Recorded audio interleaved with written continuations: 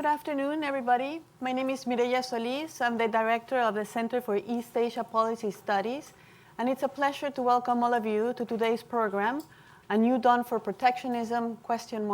Between the trade wars and the mega trade agreements. You have probably noticed that we have a lot of cameras in the room today. Today's program will be broadcast later on by NHK World in their series Global Agenda. And I would like to take a moment to thank NHK for the generous support that helped make this event possible, but also to reiterate Brookings' commitment to independence and underscore that the views represented here today are of the speakers only. So we have a terrific group of experts today willing to share their expertise. They come from very different fields, so I think it's going to be a very rich discussion from economics, from political science, law, journalism. Let me introduce them briefly for all of you. Toshiro Nakayama is professor at Keio University in Tokyo, Japan. Sumaya Keynes is a US economics editor at The Economist. Edward Alden is senior fellow at the Council on Foreign Relations here in town. Hilke van den Bossche is professor at the University of Leuven in Belgium. And Mark Wu is professor at Harvard Law School in Boston. In Cambridge, actually, sorry.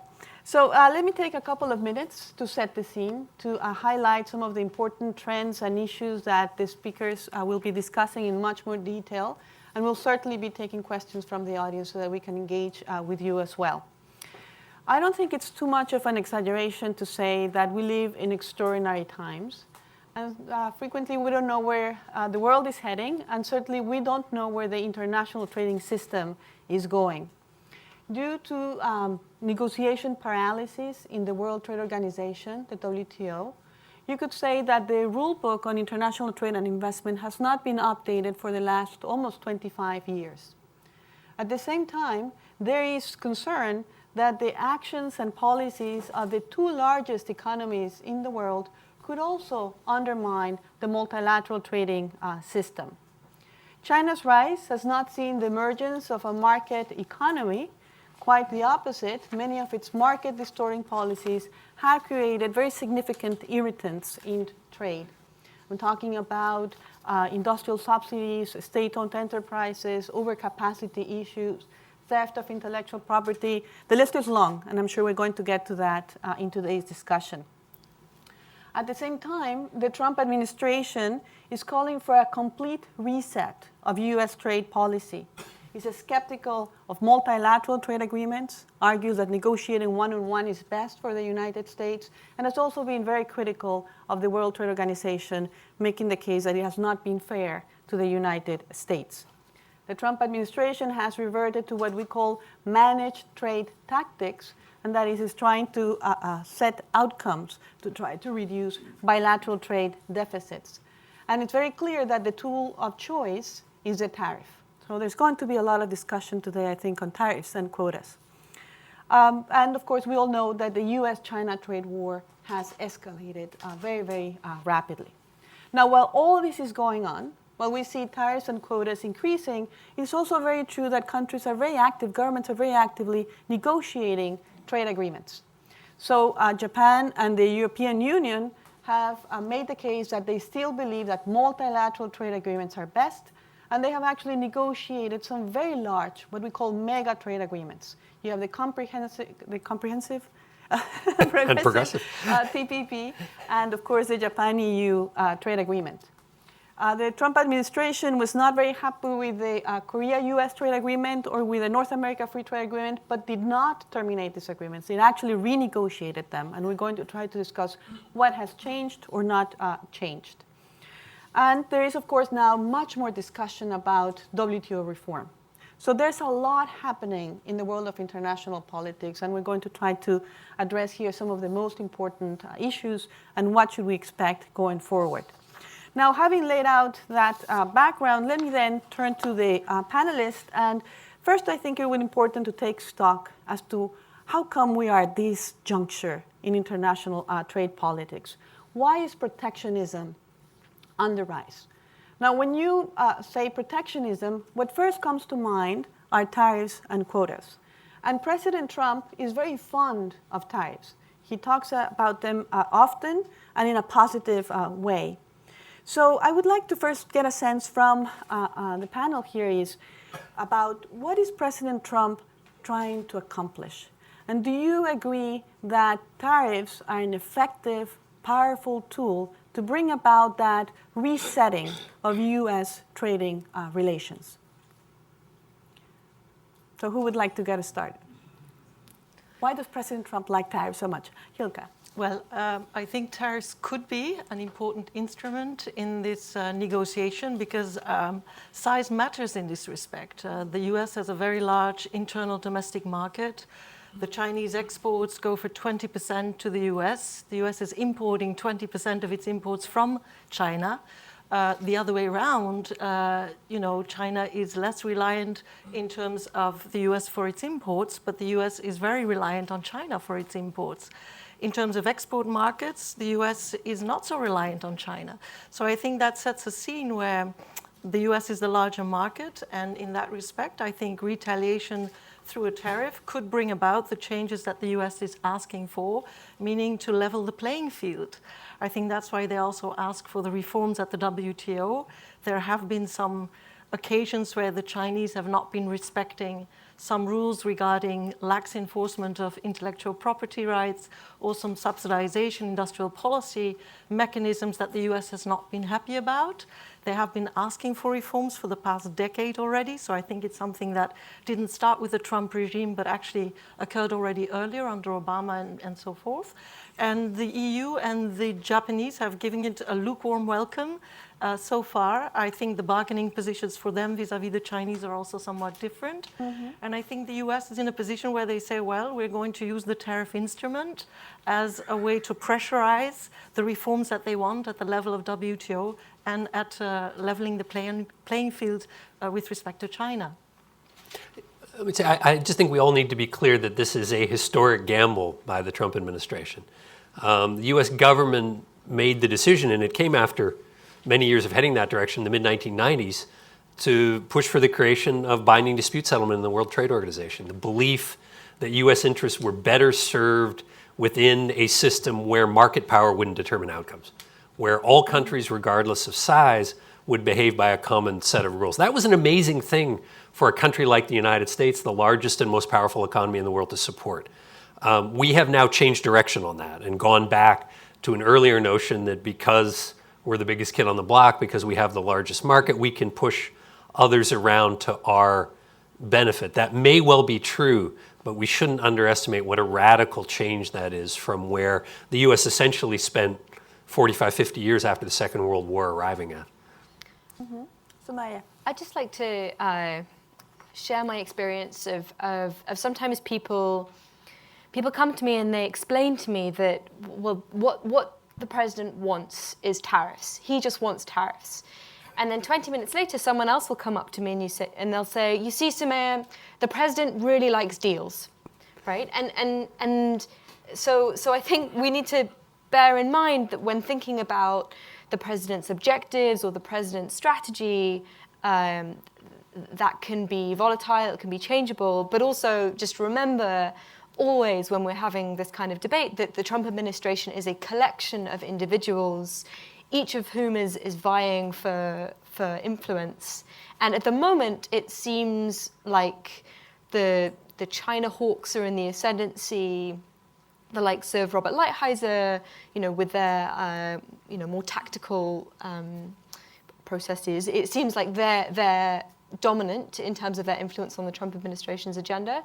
But previous instances, like when we saw the steel tariffs, that reflects a slightly different side, and that could become more important at a later time. Well, I guess at the heart of it, this is political, I guess, because the MAGA, Make America Great Again, mm-hmm. This trade, going against trade, is at the heart of President Trump's message. And of course, trade, many of the trade agreement is multilateral, and he is extremely skeptical and even antagonistic about this multilateral sort of trade agreement. And it's not just trade, UN, ICC, EU, everything related to trade. So I think going against trade is at the heart, at the core of the Trump agenda. So we would have to somehow sort of, try to sort of tame Mr. Trump's sort of, political agenda and try to treat this beyond just a trade issue. And I guess we have to see the political side of it as well. Thank you. You want Mark to join, or should I? Sure, I'll just add one last thought here. I think what's been most shocking, probably to many people, has been the willingness of the Trump administration to go after stalwart U.S. allies, right? So imposing tariffs against Japan, the EU, Canada, and so forth. And the one thing I'll add here is certainly I agree with everyone that's been said here, right? Part of this is political. Part of this is a geostrategic competition against China. But the other thing, going back to your opening comments, Maria, is part of this is just also frustration that U.S. allies have not been pushing a reform agenda at quite the same speed. And as Hilka mentioned, right, EU interests, Japanese interests are different vis-a-vis China, but also in terms of how they've configured their supply chains. And I think part of what tariffs are designed to do is to get allies on board with a U.S. reform agenda. Whether or not this is effective, we'll see in the coming months. Great. So this is a wonderful beginning. Now, I'm a little bit surprised when I ask you all, what does the president want to achieve with tariffs, that two of the most standard explanations did not come up, were not at the center of the conversation. And one is, to reduce bilateral trade deficits, and whether that's actually doable or not through a trade agreement or meaningful if you're talking just about the bilateral trade deficit. And then closer to what Toshi was saying, really an agenda of economic nationalism to bring home the supply chain, to be a force that's not an advocate of globalization, but actually of renationalization. It could also be that, as Mark was saying, that it's about pushing allies to be more, to take a side.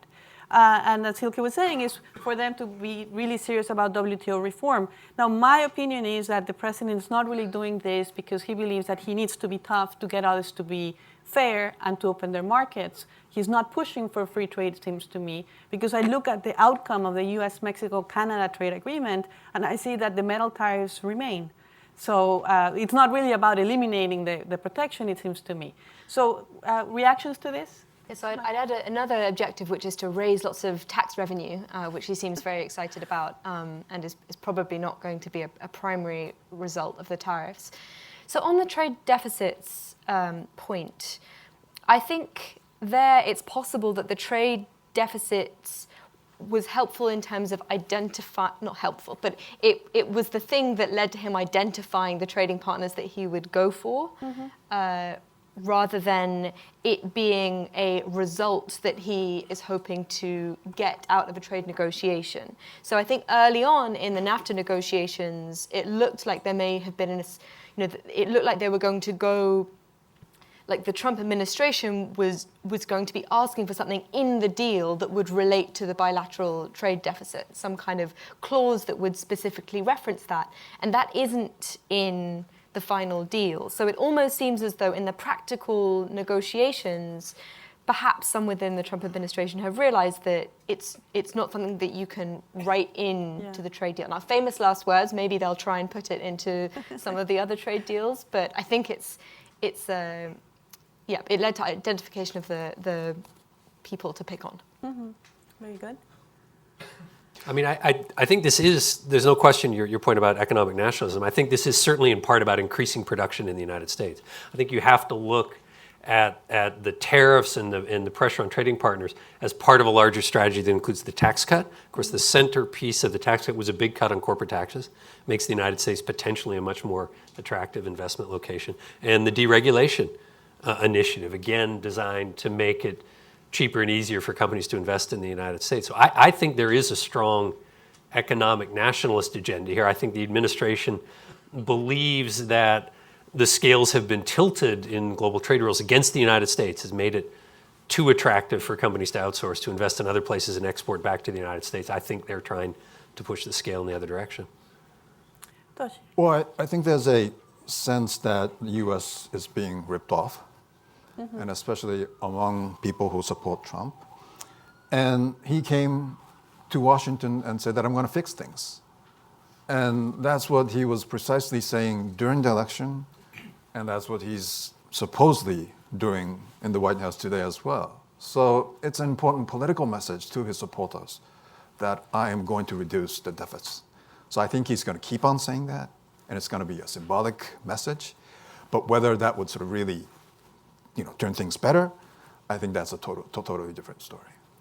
So let me build from that, Toshi, because it is true that there was a political instinct behind the Trump campaign, in the sense that the trade message resonated with enough people that it's part of his style of governing, his how he's going to move along U.S. foreign policy. And what I'm trying to get at here is that President Trump might not be an outlier, but actually the culmination of a longer-term trend. And we know that trade has become a more divisive issue in the United States. I think, Ted, you have remarked in the past that trade agreements and trade bills used to be approved on a bipartisan basis, and that seems like such a remote world today. But what's striking also is that if you think about one country that helped shape the post-war trading system, is the United States. And the United States now seems to be willing to step out. As you said, there's been now this very, very important shift that the United States will not be constrained as much by dispute settlement mechanisms, that a market size will determine the outcomes. So for audiences here, but also abroad, I think they're trying to understand, why has the United States gotten cold feet? Why is no longer backing its own creation? And why it's now perhaps the country that's very actively now trying to shake things around and disrupt the way in which we have been conducting business.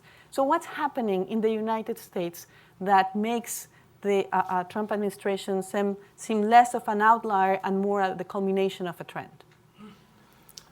I think there's two things that, especially for an overseas audience, that's important to realize. One is, while all advanced economies have been hit by the technological changes and the offshoring of jobs, the domestic support policies in the United States, when it comes to particularly healthcare, but also redistribution, retraining, and so forth, the United States is really an outlier compared to many other advanced economies, and that's led to a much larger sizable portion here that is upset for the reasons Ted's talking about, right? Not necessarily just on trade, but also feeling as though they are being left behind. I think the other thing that has changed, though, of course, is the impasse at the WTO, right? It used to be global trade rules were updated at least every roughly decade or so, right? That dispute settlement, at least in the United States' view, was not quite as aggressive about paring back trade remedy tools. And from where the U.S. sits, that's been a major change as well. So I think those are the two major shifts if I look at what's changed today from, say, the 1990s, when the U.S. was really a leader in multilateralism, that have happened. That may not be quite apparent to folks overseas, because in terms of where the WTO appellate body has been paring back trade remedies laws other than Europe, right? Other countries have not necessarily felt the brunt of that to quite the same extent as the United States. Yeah, I'm sorry, no, go ahead. Go ahead. I was also thinking protectionism is a very powerful tool. As economists, we know this. With protectionism, you can create domestic manufacturing, you can pull in inward FDI, you can bring manufacturing business back home. So for a politician to use protectionism to their advantage is something we know as economists works. So I'm pretty sure that the US will be in a bit better shape on the books within this and a couple of years because of the protection policies. It's very difficult for a general audience to understand the benefits of free trade. If you see people losing their jobs, especially specific areas being targeted. And well, this is, I think, due by and large a number of issues, but Mr. Trump is pinpointing China as one of the guilty actors in this play.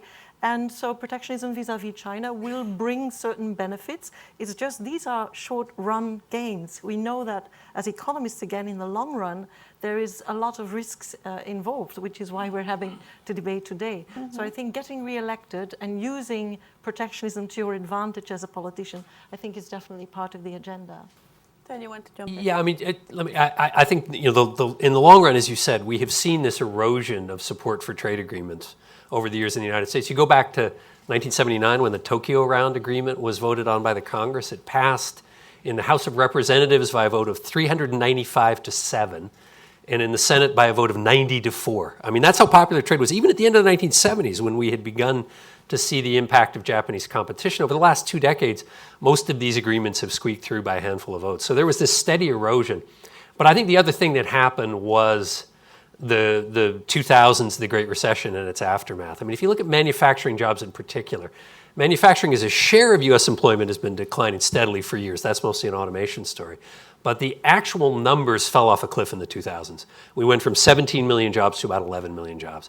And the places that got hardest hit, Ohio, Pennsylvania, Michigan, North Carolina, Wisconsin on the edge, those were the places where, because of the peculiarities of our electoral college system, Donald Trump won the 2016 election. So a lot of that, I think, was a delayed reaction to the economic impacts of the 2000s. Yes, Toshi. On that point, it reminds me sort of the relations between NRA and gun control. I see. Right? Because basically the US public is for some sort of gun control, but NRA is politically really effective, right? And if you see the recent Chicago Council on Global Affairs poll, people are basically for trade. Yeah. But there's intense opposition being organized, I think. And Mr. sort of Trump was very effective in sort of, organizing and making that into his political power. So like that's the reason why, we feel like the protectionism is on the rise, but generally speaking, people are for it. But it's the same logic that sort of NRA prevents sort of gun control. I'm glad that you bring that up. In my reading of what has happened in the United States is that the United States basically embarked on globalization on the cheap. And that is that it opened markets, but did not provide that safety net to allow people to cope with faster pace of change because of technology, because of trade. And it's very clear, you look at the numbers, and the United States does not invest in what we call active labor market policies, does not invest in workforce training. And it's true that with these huge macroeconomic shocks, the global financial crisis, there are many, many communities out there that not only are vulnerable, and that's why they're going to respond this way. And we also know that protectionism can gain traction politically because it promises, short-term gains, because the costs, in terms of how much consumers pay, in terms of herd competitiveness, take longer to be realized, and it's harder to make the case, for why free trade matters for the competitiveness and for the consumer welfare. And then, people look at the popularity levels of the president, and they hear the president say in his inaugural speech that protection leads to prosperity. And I think in my conversations when I travel abroad, I do hear this question that gets to what Toshi was referring to, and I would like to bring the rest of the panel. And the question is, does the American public support protectionism? Is the American public on board with the tariff war? Or, we know about these polls. We know that in the last 2 years, actually, the support for trade has gone up.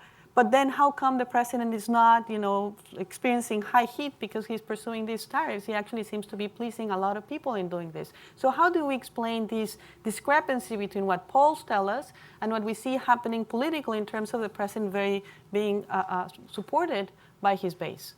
How do we square that? So I'm not 100% up to speed with the polling on the latest trade actions, but I will say that there is a big difference between people's answers when you say, do you like trade, and do you like trade deals, right? And so people are much more skeptical of trade deals than they are of trade. So interestingly, there was a recent Pew poll that found that Republican voters are now more in favor of trade than Democrats, which is very surprising, and is essentially because people like trade whenever their guy is in power.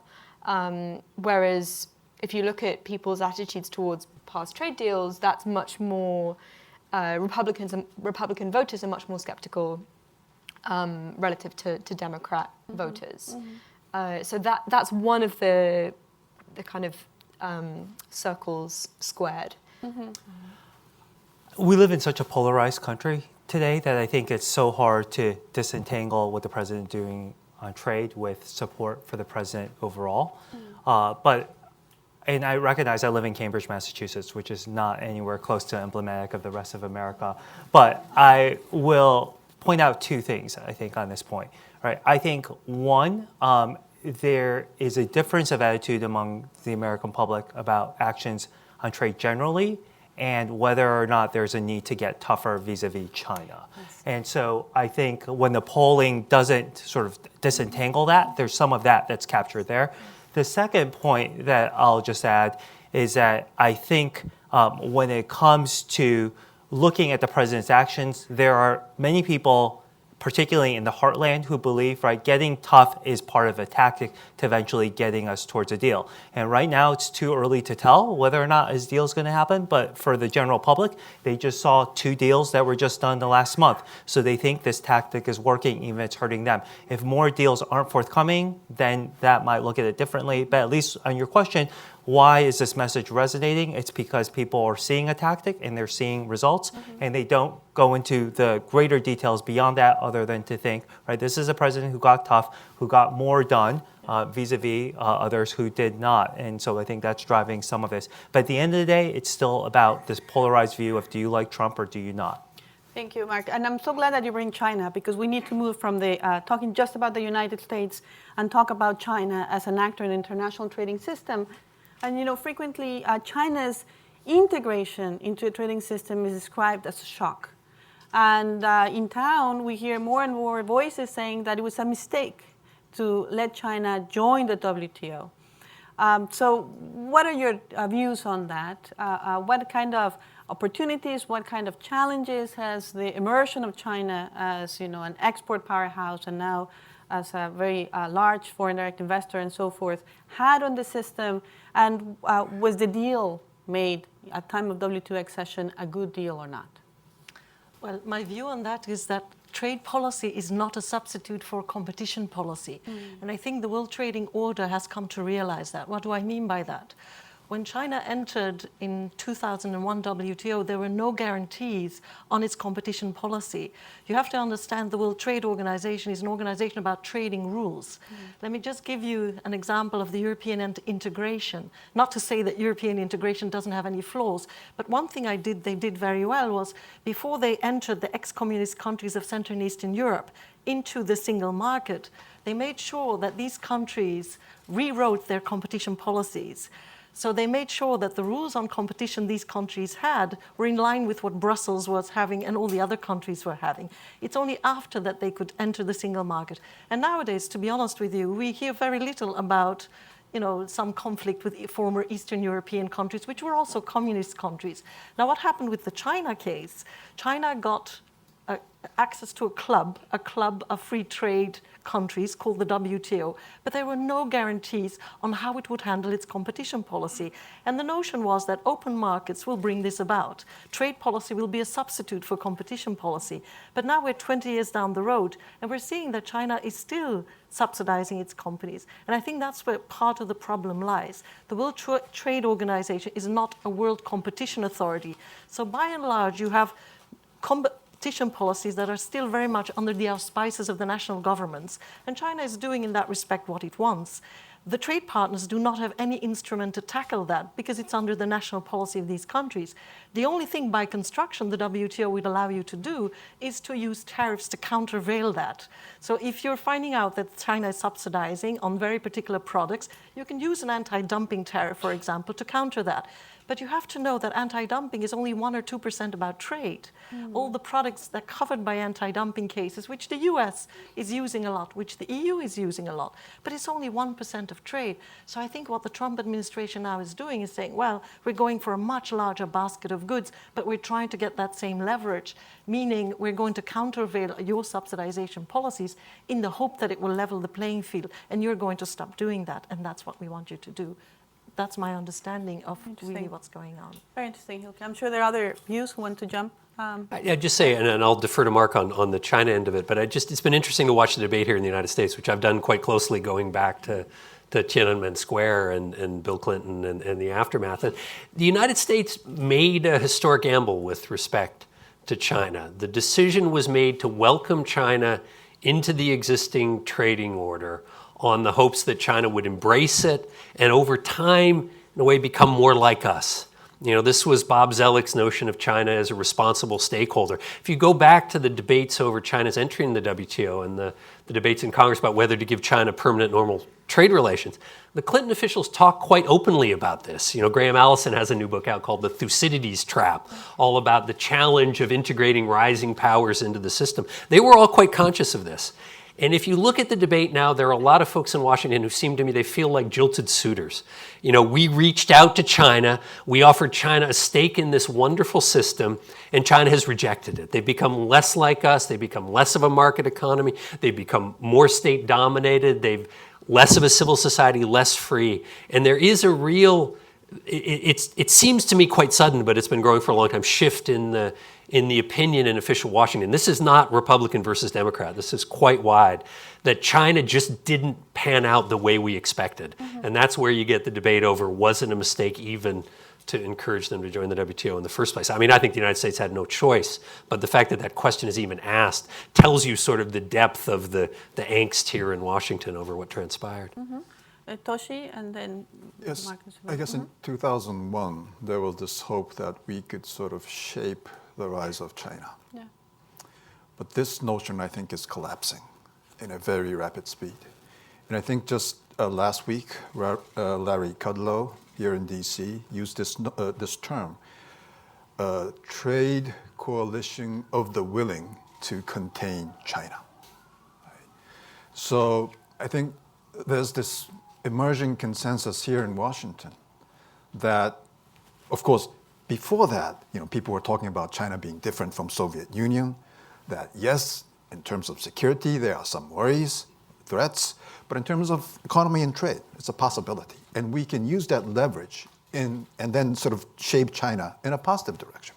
I think that notion is collapsing at a rapid speed, and Trump administration is sort of jumping on that notion.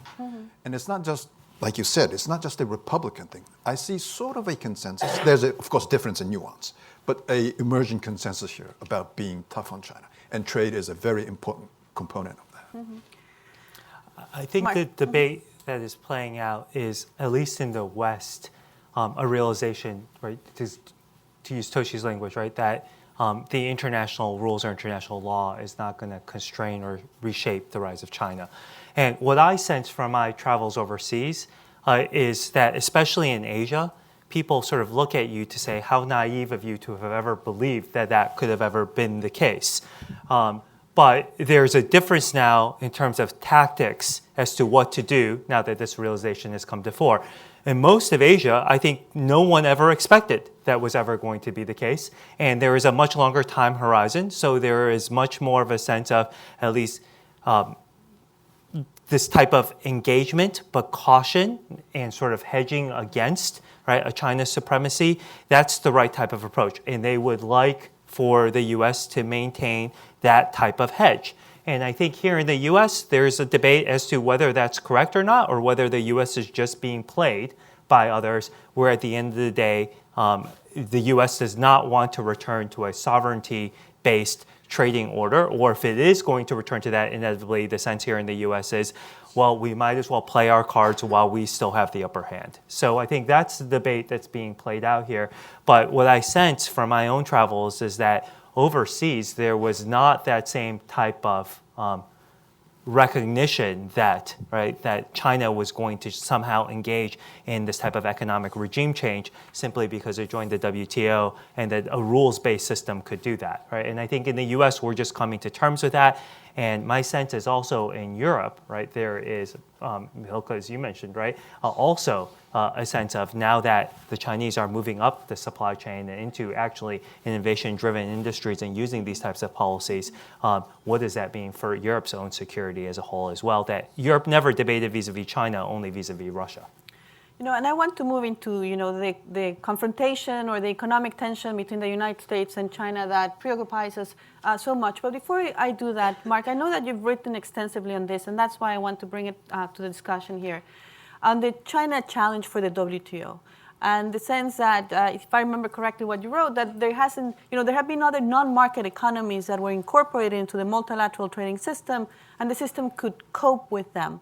But that the nature of the Chinese challenge is different, and therefore the WTO is particularly challenged in trying to bring discipline to China's non-market policies. Could you elaborate a little bit on your argument? Sure. So as Hilcom mentioned, right, the WTO has brought in lots of different types of economies. But the last major time it faced a challenge of this sort was when the Soviet economies started to enter into the GATT. And it created this duality in terms of archetypes of market economies and non-market economies. Market economies being that like ourselves here in the US, but also even right more corporatist economies where at least market forces are dominant. And then it had this non-market economy, which is basically a command and control or Soviet-style types of economies. And that was the duality. And that was more than 50 years ago. And what we've seen is the emergence of a third archetype, which doesn't quite fit full market forces. Market forces are at play, but the state retains key control over capital and other types of infrastructure. And now the trading system is struggling over what to do with that third archetype that can't fit into the rules quite as tightly. And I think that's a lot of what's at the tensions here and why the rules today can't quite work with that. There are a lot of other flaws with the structures of the rules, but these can be managed over the course of time. But that's what I see at the heart of the tension is that there's this third type of economy that's emerged that the rules haven't really anticipated. And just quickly, it's important not to miss the big picture here. China's really large. And therefore, if you can't incorporate China, the potential for disruption to the global trading system is so much bigger than with any other country that we've ever dealt with. Yes, yes.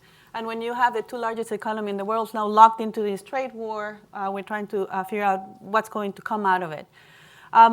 Tactics, clearly the tariff, and they have escalated very, very quickly. Sometimes it feels like, the Trump administration will tell them, we're going to impose this tariff, and if you retaliate, we'll escalate this much, and the tariff materializes in just a few weeks. And it's very hard to even make sense of what's happening because it's moving so fast. It's hard also because I think for a time, there was no clarity as to what is the end goal. President Trump talked a lot about bilateral trade deficits because he cares about them. Then he also talked about, especially the USTR in its investigation of China's theft of intellectual property, talked a lot about, an industrial policy run amok. And now, with Toshi's remark about, Mr. Kudlow saying that we're trying to build a coalition of the willing to contain China, then we now seem to be talking about disengagement. Engagement has been the policy that the United States has pursued vis-a-vis China for decades, and now perhaps we may be at that critical juncture. So are we there on the verge of a Cold War, an economic Cold War with China? And if that's the case, there won't be any talks forthcoming, and is this the new normal? There was this speech by Vice President Pence at the Hudson Institute, which came very tough on China. And some people say this is the Fulton, the Iron Curtain moment. It might be. Right? So if the target is China, I think it's more effective to do it multilaterally. Yeah. So TPP, in a sense, was a more effective tool. But I guess for the Trump administration, these multilateralism framework would not work. So what is emerging is a sort of a new type of consensus on China policy within the Trump administration.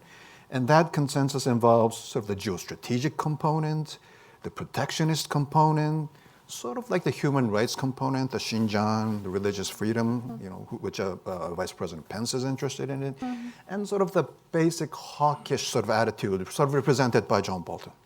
And what sort of Mike Pence laid out last week at Hudson sort of represents this, tough policy on China.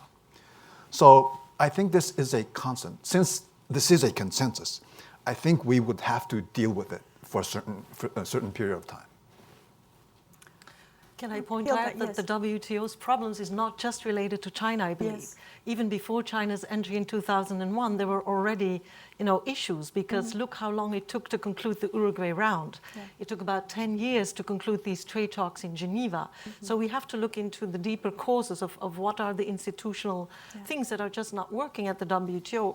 Part of the reason I think is that, about 50 years ago, there were about 5 players around the table, that countries that participated in the global trade arena. You had the European Union, the US, you had Japan, maybe Australia and Canada. it was relatively easy to strike a deal with 5 countries. But then, you had other players that were also sitting at the table and having their demands. Those that newly entered the world trade arena, like Brazil, India, China, they all wanted their say. They all wanted also to be the rules, favorable for them. We know from public choice theory that to strike a deal with a much larger number of players around the table is so much more difficult, which is why it became an issue of, concluding the talks took so long. There are some people that say we should maybe look into a different model of trade talks altogether.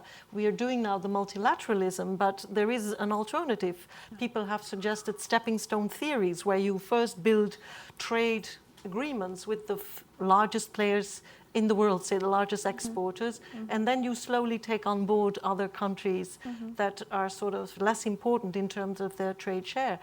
Is that a good alternative or not? I don't know, but I think we should ask ourselves the question, is multilateralism still viable today, being the case that every country, US, but also EU and other countries, are doing a lot of free trade agreements on their own. We just concluded one with Japan. We have concluded one with South Korea not so long ago. So we're all doing that. So Richard Baldwin in Geneva has called it the spaghetti bowl of agreements.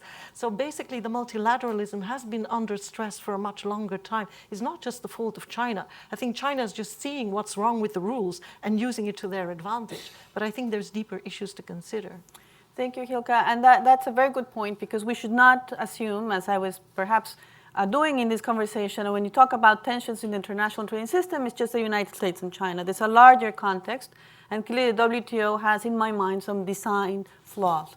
And the fact that it's very difficult to negotiate beyond the border regulatory matters that touch deeply now on how societies work when you're talking about 160 plus countries, and when you have a dispute settlement mechanism that does matter and therefore means that you have to abide by the rules. But nevertheless, I think the fact that the 2 largest economies are pursuing this trade tension and in the way eroding confidence in the multilateral trading system is significant, particularly if we think that this is evolving into a longer term conflict of adversaries looking at each other in that manner. What do we know about how China is thinking about this? How is China responding to the Trump administration's messaging? Started on trade, started with deficits, started on tariffs. Now, after the Hudson speech, it's a different scene altogether. So how is China responding to this? I mean, I can talk a little bit about the trade piece, which has been very interesting, because I think China's response out of the box was to retaliate equally against the United States and target their retaliation, particularly the agricultural sector, in ways that they thought would create some political pressure on President Trump to change direction. I mean, that led to, this scandal of the advertisements in the Des Moines paper about, but that's what all trading partners do when they retaliate. The Chinese weren't unusual there. I think that did not have the effect that they hoped for. I mean, Mark has talked about how, even in farm country here in the United States, there's a fair bit of support for the president being tough. China's reaction to the second round of tariffs was very interesting. They did not respond in equal measure. The proportionate tariffs were much smaller. And they also sent out quite a deliberate message to U.S. companies. We want you to stay invested in China. There'd been the fear that they were going to go after U.S. companies in various ways. And instead, they began to send the opposite message. We want you to stay here. We want foreign investors to stay here. I think there's a lot of worry in China about investment leaving to try to escape the U.S. tariffs. So the Chinese changed direction quite interestingly in the second tranche. And they've also, in every way they can, put out the signal that they want to negotiate. I mean, they're floating ideas all the time. Would this satisfy the Americans? Would this satisfy the Americans? So the Chinese do not want this fight. But it's not clear that there's any way out of it at this point. I certainly at the moment don't see one. Mark? I think there's a debate that's playing out in Beijing over what are the Americans after. And if the debate that the Chinese are asking themselves is pretty much this, right? Are the Americans out for economic regime change? Because if that's what the Americans are asking, that's just the first step, that what they seek here is political regime change. And so there's a group that I think thinks if that's the case, there's no point to negotiate. We should just stand firm and we should try to drive wedges between the US and its allies. but also at the end of the day, China benefits from a stable rules-based system to try to maintain that, right? So I think there's that group in China. And then there's another group that worries, to use your language, right, that this is the new normal. And if this is the new normal, even if China stands firm, this is going to constrain China's ability to carry out its own absolutely vital economic reform agenda, particularly in terms of containing its debt levels, but also driving movement away from an investment-led to a consumption-led growth model. And you can see that group then says, well, we need to negotiate because if we don't do so, that's going to cripple our long-term ability to sort of stay on task with the economic agenda. But between those two debates, the point that shouldn't be lost is right now, right, the amount of trade, even at the levels of 10%, even if this ante is up to 25%, even if this third tranche comes on board, that's still, the Chinese economy is not quite as dependent on exports and particularly on the US market as it once was. So it can stomach this in the near term, but the bigger question is, what is the US out after and what impact is this going to have on China's own reform agenda and its ability to sort of carry through on what it needs to keep its economy charging ahead? Thank you, Mark. And I think, key questions is the time horizon. As you said, if this is perceived as a short term, before the midterms for maximum political message is one thing. If you think that the tariffs are now going to be in place for a long term, then you start talking about changes to the supply chain. And the question is, does this mean that these companies will come back to the United States or will they just relocate somewhere else in Southeast Asia? And the goal of the Trump administration of trying to create uncertainty to bring back domestic manufacture may be harder to achieve. So my question to all of you, I don't have the answer to this, and I find it puzzling, is why, if the language now is so harsh and the competition is highlighted on so many different fronts from the US side, why is the stock market discounting the impact of this rising tension between these two very large actors in the system? Not that I'm wishing for the stock market to react, but I think it's puzzling that despite the fact that we keep hearing how this is going south, markets are fine. Do anybody has an idea of what's happening here? Okay, well, first of all, caveat when reading the stock markets, that it's, tea leaves, there are parallels. So I think... So first there's the I'm going to pivot slightly and talk about the way that there seems to be this disagreement among economists that you actually need to hit the economy with fairly severe assumptions of autarky before you start to see a macroeconomic effect of your trade war, right? So there's a bunch of papers out there that say that if you have tariffs of 1 zillion %, then you'll get this sizable effect on growth. But these trade shocks really seem to be much more extreme than anything that is going to be put into place yet, right? China is a fraction of American trade, So in context of the U.S. economy, there's just the simple point that Chinese trade is not that large. The counterpoint to that is to say, well, so far, if this stays as a tariff war, if this stays as a kind of conventional war of tit for tat tariffs, then maybe the downside isn't so bad in the long run. The big uncertainty is whether things start to become more dangerous, and whether you see.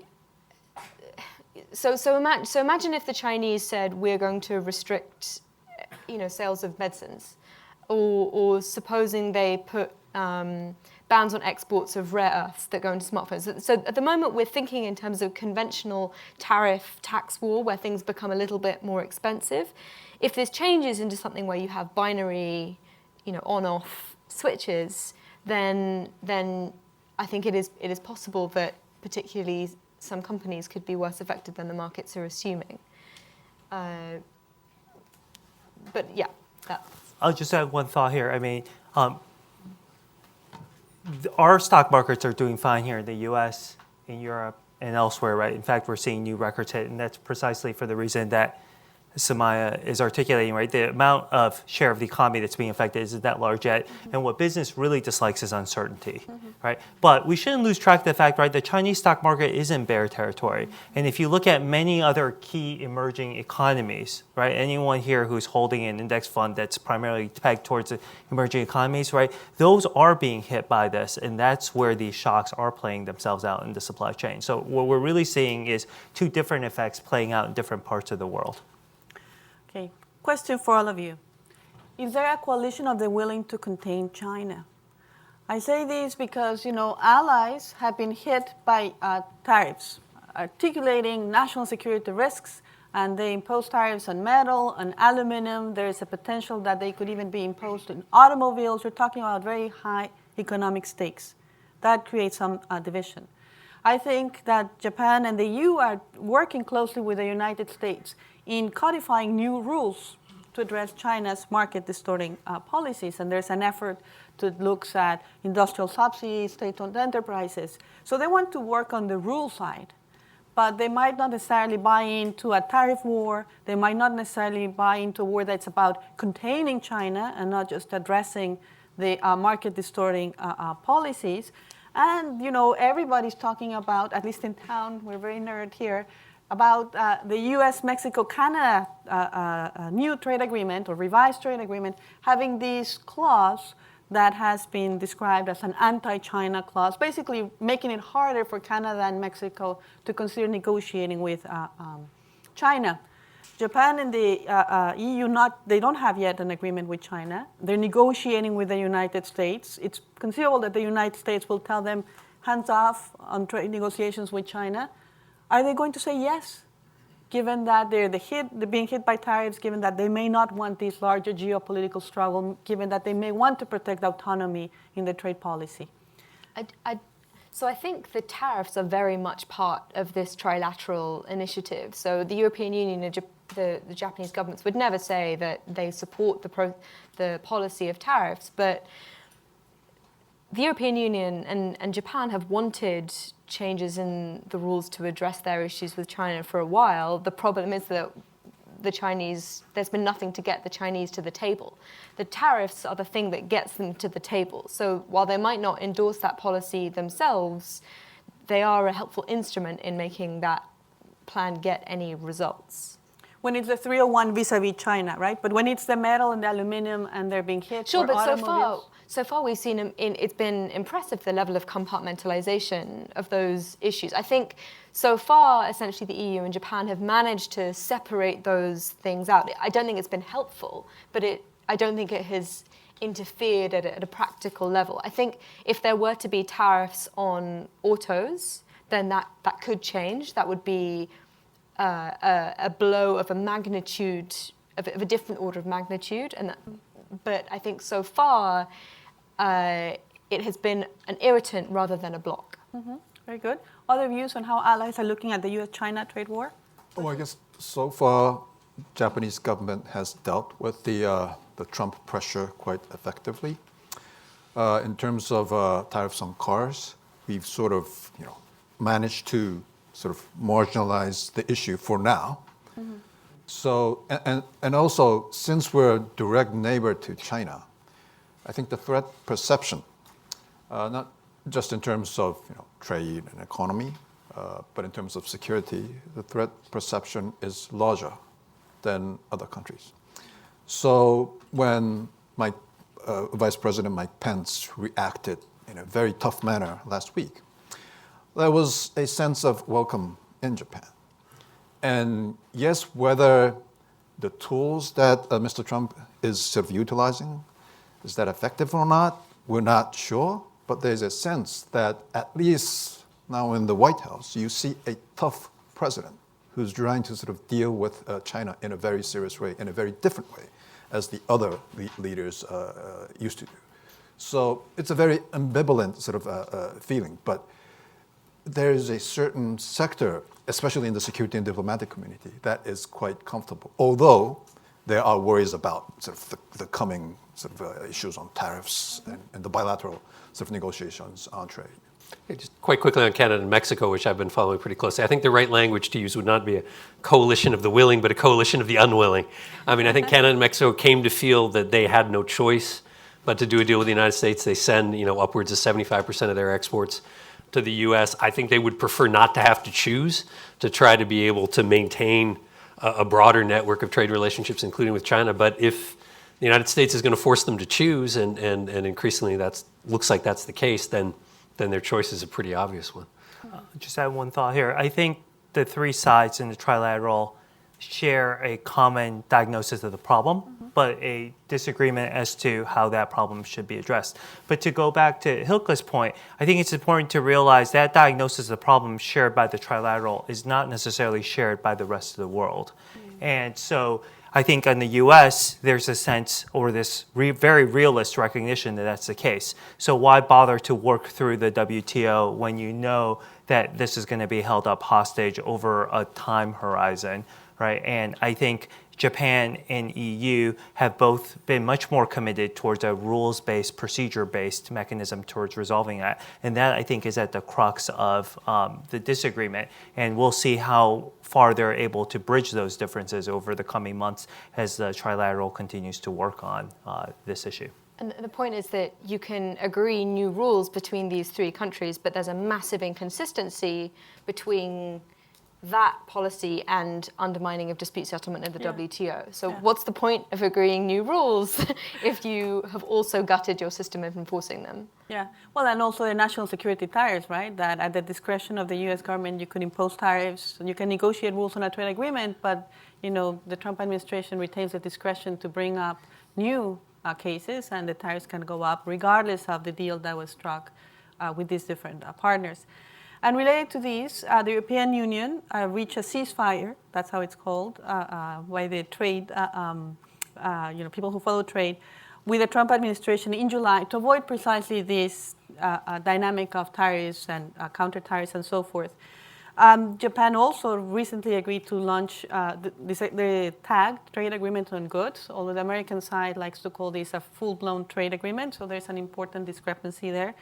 I wonder if Hilke and Toshi and others could tell us about what are the prospects for those negotiations? These are going to be big negotiations because of the sizes of the economies involved, because if there's going to be pushback against this watering down of dispute settlement or using export quotas that violate WTO rules, all these things that are now being weaved into this template of trade agreements, it might be up to the Europeans and the Japanese because they're larger players. Are they up to the task? Are they going to say, well, no to these things? Or do you think that because they don't want to have that friction with the United States, they'll make concessions? How are things looking up for these negotiations from your point of view? Well, before this agreement on TAG, Japanese government was seen as engaged in a sort of a delaying tactic, right? Because we wanted U.S. to return to TPP. So, and Japanese government is pretty good at sort of delaying things. So that's what we were seen as doing. But now that we're engaged with U.S. on however you want to term it, on some sort of trade deals, we do not want to sort of we do not want it to be a very sort of complex, and show there's a friction, a difference between the U.S. So I would imagine that the both government would want to sort of finish up, in a quick manner. Japan can open up its agricultural market at a TPP standard. Would sort of emphasize creating jobs within the U.S. That kind of agreement, and then sort of focus more on the security side, preparing for China's rise. I think that's what the Japanese government intended to do, and in a much more longer term, I think we're interested in providing a sort of like a re-entry pod where U.S. can come back in the TPP, hopefully. But the difficult thing is that if we sort of agree on TAG with the U.S., it would sort of de-emphasize the TPP. Yeah. So that's the dilemma for us. That dilemma is going to remain, I think. Yes, especially from what I hear from in Tokyo is that people are thinking, let's wrap the negotiations with the United States quickly. And that's why they insist that the scope is limited. It's a trade agreement on goods. It's a tariff discussion, because they don't want to have a protracted conversation that stands between the two countries, and they want to move past that so that they can focus on areas where there is more common view. Certainly the trilateral effort that we've been discussing on rules, and certainly the security agenda. But there are issues like currency manipulation that the United States may put on the table. This clause that tries to discourage countries to negotiate with non-market economies. Japan is negotiating with China as part of the regional comprehensive economic partnership, as part of the trilateral South Korea, China. And in general, I would imagine that larger countries don't want to be told with who they can negotiate. Even if they share the diagnosis on China, it would strike to me as a major concession to agree to something like that. So I think that those are the intentions. Whether it actually plays out, I think that the US and Japan have a history of very protracted negotiations, and I agree with you that the Japanese are very good at deflecting, but it's a very different geopolitical context, again, because of the rise of China. Hilke, how do the negotiations with the United States and the EU look from your point of view? Well, I keep maybe insisting the point that I believe size matters. Size matters for your bargaining position. Some of my own research has shown that you will never trigger a trade war with a country that's bigger than you, meaning where you know that retaliation can hurt you, which is why the EU has not moved, I think, because it's just simply too small vis-à-vis the US and too small vis-à-vis China to make that point. You were asking earlier about the coalition of the willing. I think in a wider coalition, and again, we don't know what's going to happen, but I think this could be the outcome, that the EU is turning to its old allies, because I do believe that the European Union considers the US, despite the Trump regime, so to speak, to still be an old ally. And I do think they want better outcomes than maybe currently today, but they're just not in a position to bargain as much. Because if we look at the, for example, German trade to China, Germany is exporting 6% to China, but it's importing 10% from China. So, and then vis-à-vis the US, about 10% of German exports are going to the US, and about 4% are coming back. So the US is a very important export market for the European Union. China is a very important sourcing country. So that puts you in a situation somewhat in the middle of the bed, I would say. Like I said earlier, the US, different situation. There the numbers are much more in disequilibrium, and they are in a position to start a trade war. If you're then looking for a coalition, I think it's easier to go with the coalition for the EU than to sort of take the lead in a coalition of your own. So I'm kind of hopeful that what we are seeing today is not going to result in a Cold War with China. I think it's going to be leverage to try and ensure that the level playing field is restored. And I'm pretty sure that once that occurs, chances are, because there's a lot of benefits that we have from China entering the global trade arena as well. I think we should point that out too. It's not all bad news. I mean, we have a lot of cheap consumer goods now, especially for incomes with low, people with low income have access to goods they never had before. China is a big potential export market for our firms as well. So we want China to some extent to be part of that world order. It's just we want it also to play by a good set of rules. And maybe it's their history, maybe it's path dependent. They come from a communist background, but that's been lingering on for the past 20 years. It's time that, as was mentioned earlier, they grow up and become more like we and play according to a set of rules that we think are the right set of rules. And once they do, I'm quite hopeful that much of this will pass, hopefully, because as you said, for global value chains, this is what we want to happen. I'd just like to remind everyone that TTIP wasn't the most popular thing that the EU ever did, and just to so supposing there's some kind of negotiation, just to think about the process of getting that passed, and to think about how easy it would be for a European politician to stand up and say, I'm taking a stand against Donald Trump. And with all of those elements on the table, how will these play in WTO reform? I think it has been striking that in the last few months, we have now much more focused energy on having to, on really changing the way in which the WTO is working, because I think that there's a very widely shared perception that it started with a stalled negotiation process, but now it has moved to also a crisis in the dispute settlement mechanism. And the United States has felt that the appellate board has overreached. and therefore it's blocking new appointments. And I think that we have now reached the level where barely the appellate board will continue to function, and it may not in the near future. Now, there are different proposals out there, and there are different countries involved in the conversation. The European Union has released a blueprint. Japan, the EU, and the United States are now talking about WTO reform. Canada, I think, also had a paper and is convening some countries. And the question, I think, is, what do you change? And who should be leading the effort? Is this a conversation where China is part of changing the rules, or would that be difficult and therefore you have other countries draft rules and then see China accept those rules? How do we think realistically about a new WTO? Who's going to deliver it and what it will look like? I think there's a distinction between how the rules are written and then how they're enforced. And so the dispute settlement body is so I guess one way to think about it could be to think about this philosophical difference in a way that Europeans think about law and Americans think about law. And I'm going to allow Mark to correct any hideous mischaracterizations. But that the American way of thinking about it is much more contractual. So you can enforce whatever we signed up to and no more than that.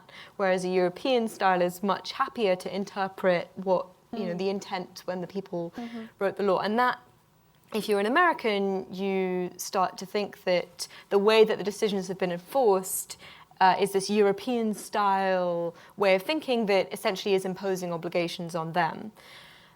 All of the proposals that have been released so far, they're a mixture of procedural fixes. There are some issues that you can change if you want to. I haven't seen a fix to this disagreement about rights and obligations and this idea that the dispute settlement body is imposing new rights and obligations on America, because of course when you lose a dispute you're annoyed, right? So what is ruled relative to what you signed up to is in the eye of the beholder, and so I don't see that there exists a procedural fix to that, which is worrying if you want a long-term dispute settlement with the Americans involved. Yes, and if I understand correctly, Sumaya, the United States wins far more than it loses, right? The record isn't... So in the WTO, when you take a case against someone else, you tend to win. The US has lost a particular subset of cases on something called zeroing that is very painful to quite a few people working in trade policy. I'm going to let Mark add some more to that.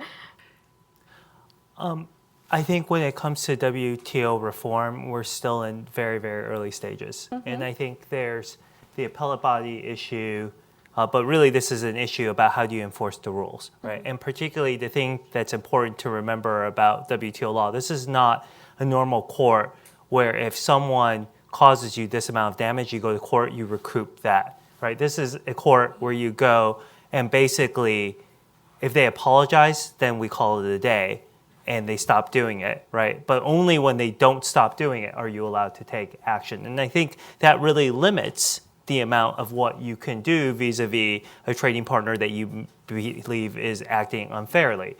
And so that resorts to these other types of unilateral measures involving tariffs, traditionally done through trade remedies, right? So countervailing duties, anti-dumping duties, right, for the trade wonks here, that you use on this. But I think the U.S. is concerned that particularly vis-a-vis China, based on the history of dispute settlement, this is going to get pared back. And so we have two live cases right now that the Chinese are bringing against the Europeans and the Americans about how they use these tools against Chinese exports into those markets. So I think that's one of the issues, but we shouldn't lose track of the fact that there are two other ones, right? One is there's a whole bunch of developing countries that felt like there was a negotiation agenda that was set out in 2001 that people haven't delivered on. So until you deliver on that, we're going to block everything, right? What's in it for us? It's not just you big powers trying to sort of rebuild up the rules and all that. And then the last thing that I'll point out is even if you could get these first two pieces worked out, so even if you could get the Americans and Europeans to somehow bridge the difference that Samai just discussed, even if you could, right, address some of these development issues, at the end of the day, you have to put yourself in the shoes of the Chinese. And the Chinese are going to say, really, are we really talking about the 19th century where, right, the Americans, the Japanese, and the Europeans are going to come into Beijing and tell us what to do? Right? So put yourself in that domestic political situation. And so I think unless all sides really ratchet up, I really don't see WTO reform carrying itself out, at least in the next 2 or 3 years. But the process of discussion right now, right, certainly in every crisis there's an opportunity. The process of discussion, deliberation, I think is much more active these days in Geneva than it has been in the last 5 years. And that's something to be welcomed. Thank you. Yeah, just quickly, it won't be a popular opinion, but in March when President Trump announced the steel and aluminum tariffs, I wrote that that was the day the WTO died. I think I was right. I think the WTO is dead. I think it's going to be very hard to revive it. Doesn't mean trade rules are gone, but I think binding dispute settlement as it was envisioned when the WTO was created was essentially a utopian notion, and I think it's over. Well, that made my heart stop because then we're transitioning to a market power rules kind of scenario. So then it's the plurilaterals within the WTO. Again, we talk about coalitions of the willing, like-minded countries, a subset of countries within the WTO or outside the WTO that carry the day. At the same time that we see countries now resort to tariffs to try to bring about change in others, and with this escalation of tariffs and counter tariffs, it can be a bumpy ride. Which, last point, if the United States is taking this very different role, if China might not be interested in genuine reform, there's a lot of attention now on what other countries do. I mean, Japan and the European Union in particular, with these mega trade agreements. I mean, big surprise was that Japan rescued the comprehensive and progressive TPP, and that Japan and the EU managed to deliver a trade deal that covers a third of the world. Are they really going to carry the torch of trade liberalization? Do we see that leadership potential, or are there significant obstacles along the way? And then after that, I'll bring the audience for Q&A. I think it's going to be extremely difficult without the U.S. Japan sort of took the driver's seat on the CPTPP, and it was welcome. It was sort of a surprise for us because we were not really used to sort of taking and praised, for taking leadership, and we would continue. The EPA with EU is another. Not just that, there's JCPOA, Paris Accord, many multilateral forums that Japan is doubling down because it's important for us and we think it's important for the world. But that is premised on the U.S. coming back at some point. We don't think we can carry the burden alone, even with the U.S. So somehow, we're trying at least to maybe it be difficult in a short term, but in a midterm, our sort of thinking is that U.S. has to return. And without it, it's going to be extremely difficult and very bad times for the multilateral institution and cooperation. Wow. Other comments on this? About who carries the torch? I think the difference, there are certain things that there are certain policies of the Trump administration that will probably expire with his presidency. Mm-hmm. And one of those is his willingness to alienate allies and to rip up the diplomatic playbook.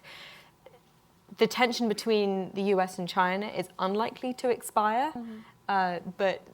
But the idea that we're going to have an American president in the future who is going to see the value of these partnerships, I think that will happen. Great. All right, so you have been very, very patient, and it's time to then take your questions. Please, there's a microphone. Wait for the microphone. Identify yourself, and a very concrete question so that we have time to entertain many. I see two gentlemen here, so I'll take two questions at a time.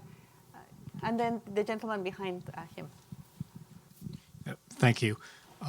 This is for all the panelists, anyone who cares to answer.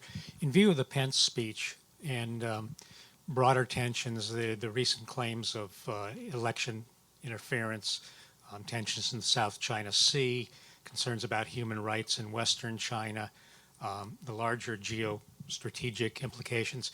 Do any of the panelists see the Trump administration perhaps moving beyond just tariffs and into a broader sanctions regime similar to that on Russia or Iran? And I think there is legislation pending in Congress to that effect. Thank you. Thank you. Should we take one more? You want to answer that? Okay, we'll go to the gentleman behind you, and then we'll take them Thank together. you. My name is Matthew Perry. I'm in the European Parliament's liaison office here in DC. One day, presumably, the Trump administration will no longer be in power. And it's easy to see the many ways in which they could do lasting damage to the global trade order. But I wondered if the panel thought they could in some way leave something positive, have some sort of positive effect on the global trade order. I think of the political legitimacy of trade. I think of enforceable labor and environmental standards in trade agreements, ISDS, for example. All right. Some positive legacies in trade from the Trump administration, or perhaps a broader set of sanctions vis-a-vis China.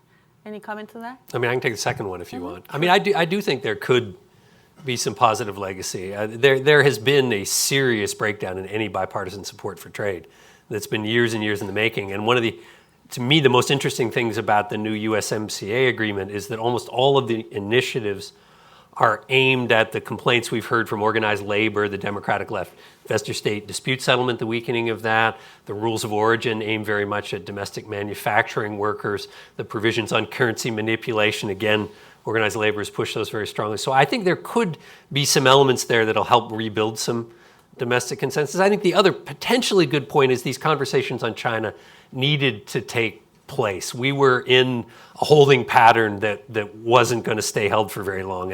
And I have criticisms about the tactics, but I think the conversation about how the US and China are going to get along economically was a long overdue one that wasn't being conducted all that effectively. And so, this has definitely shaken the tree. Jack Ma of Alibaba said this is going to be a 20-year negotiation, and I think it needed to start in a serious way. So those potentially could both be positive outcomes, I think, from this. We'll cross our fingers.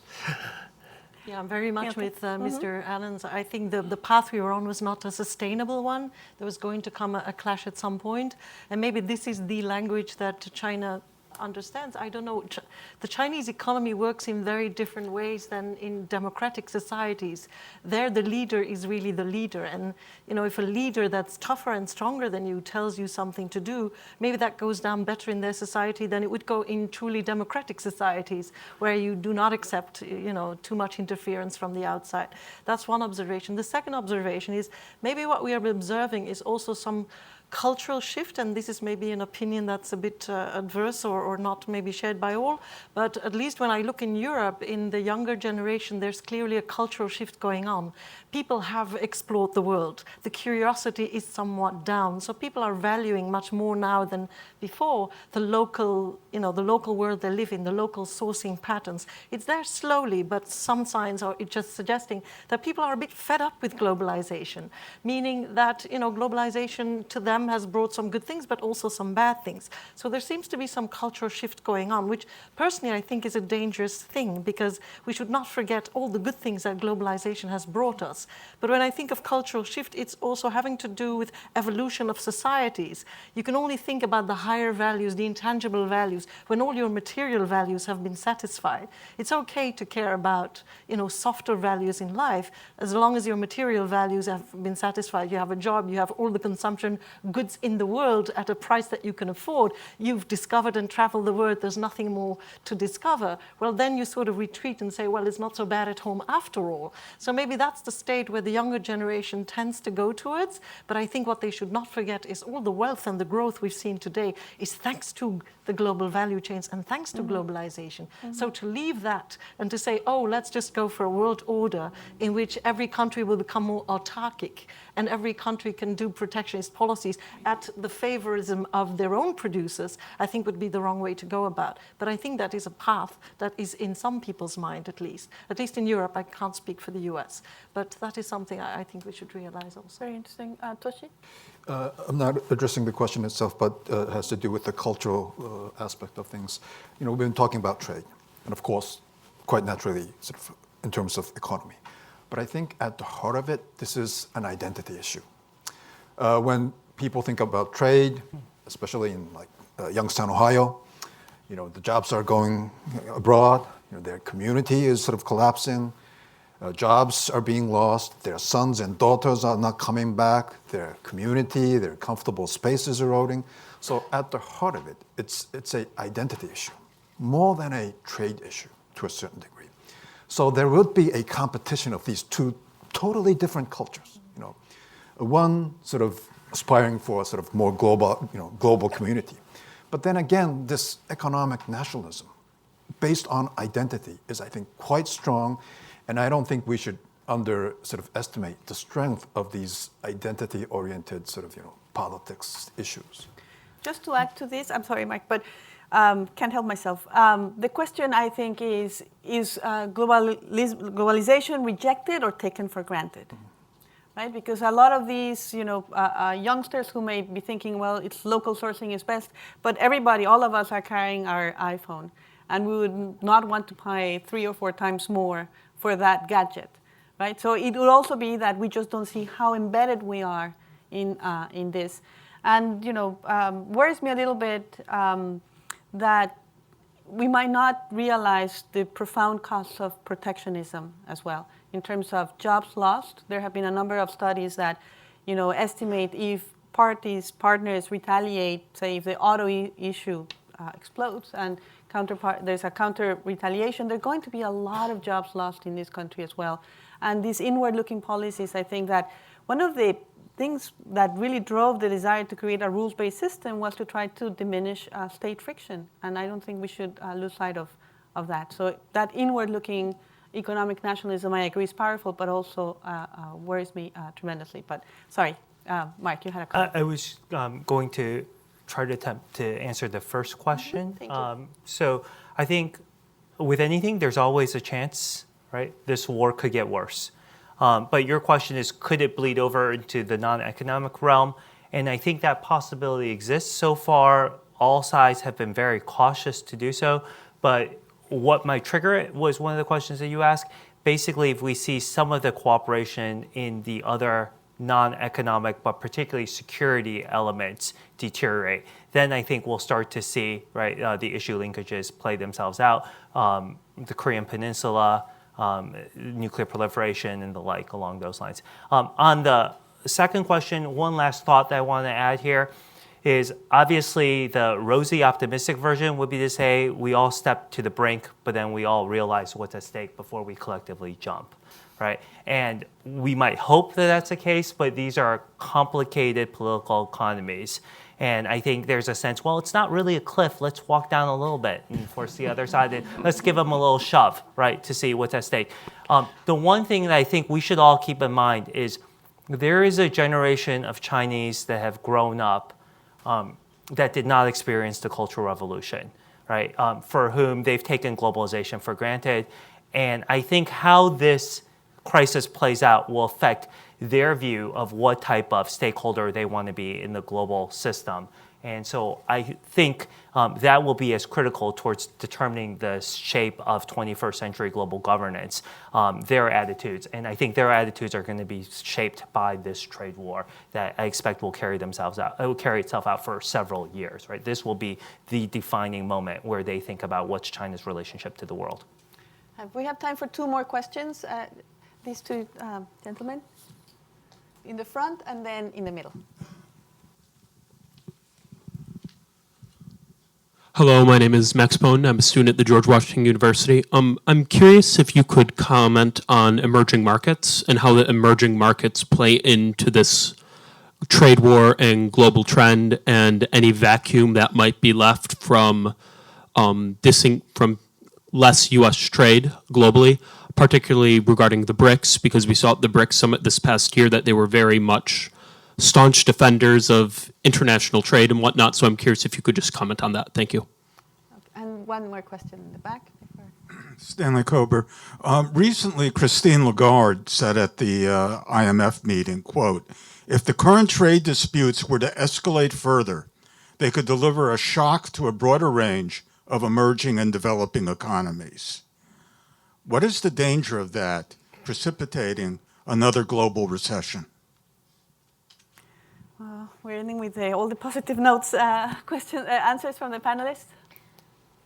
On the first one, I just had this memory of being in Buenos Aires for the last WTO ministerial meeting and hearing every leader in the world fall over themselves to name themselves as the new champion of free trade. And don't worry, they were going to step into the void and it was all going to be fine. And there was a bit of a gap between the rhetoric in some cases and then what does it mean to be a leader in the global trading system? It means to be putting in a bit more than you're getting out. It means kind of making compromises for the good of the system.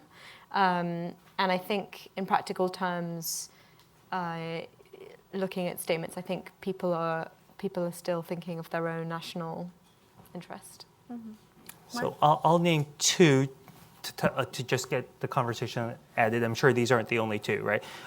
For the near term, I think for some emerging economies, it's really a capital flows issue, particularly if they have large amounts of dollar-denominated or foreign exchange-denominated, euro-denominated debt, but particularly dollar-denominated debt. So I think we would expect the dollar to strengthen with trade tensions. And as that happens and you see some emerging economies, currencies collapse because their capital account position current account position isn't quite sustainable for the currency levels. That's one danger, right? So there's a danger that what happened in Turkey could filter over into other areas, and we've already started seeing some warning signs with Argentina, South Africa, and the like, right? The second danger, of course, is much more a slow motion type, but really, if you're talking about lots of uncertainty, underinvestment in light of the uncertainty over what this means for supply chains, demand is going to go down. And if you're a supplier to the upstream parts of that supply chain, demand-wise, this is going to deliver a shock. And this is particularly for the commodity-driven types of export growth markets, but also for countries looking to embed themselves into supply chains if these supply chains aren't expanding, aren't investing. But that said, I think there are some countries that are well-positioned possibly to benefit from this, right? So Vietnam, Cambodia, and others are certainly taking an aggressive stance to try to take advantage of the trade tensions, to try to reconfigure supply chains. So it really depends on the particular unique situation of each emerging market. Thank you so much. This has been a very rich, illuminating discussion. I want to thank all the panelists for sharing their expertise. Thank you all for your questions and for joining us today. Thanks.